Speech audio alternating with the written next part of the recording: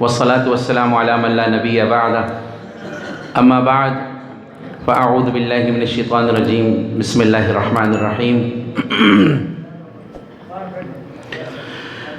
الرحمن علم القرآن خلق الإنسان علمه البيان الشمس والقمر بحسبان والنجم والشجر يسجدان والسماء رفعها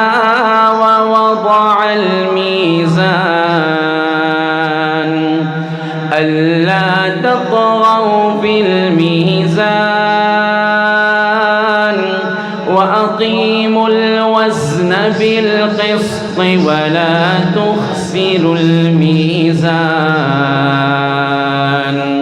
والأرض وضعها للأنام فيها فاكهة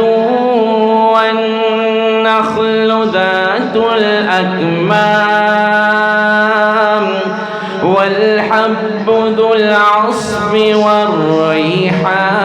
والريحان فبأي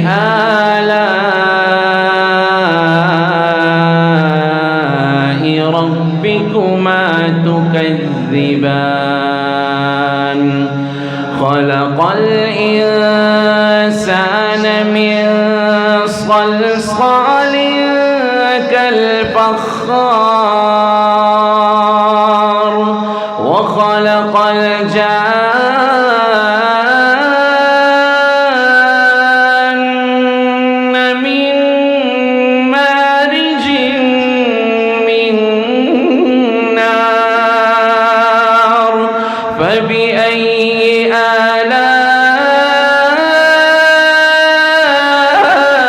آلاء ربكما تكذبان رب المشرقين ورب المغربين فبأي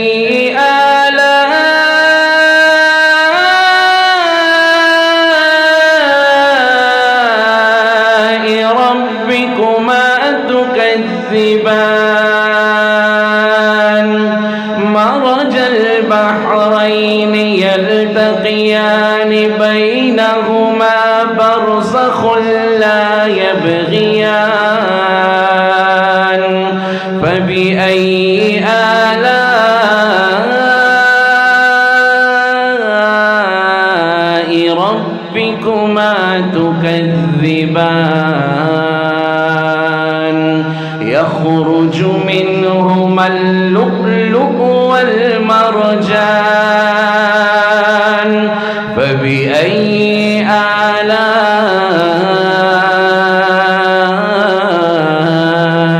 آلاء ربكما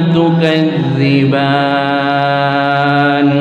وله الجوار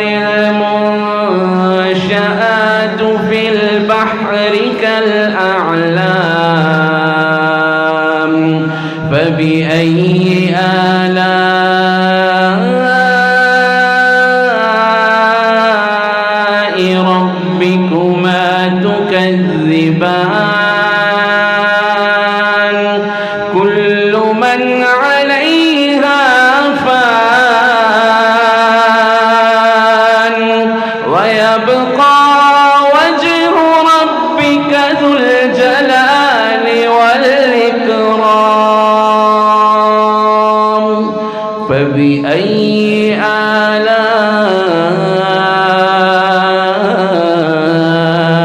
آلاء ربكما تكذبان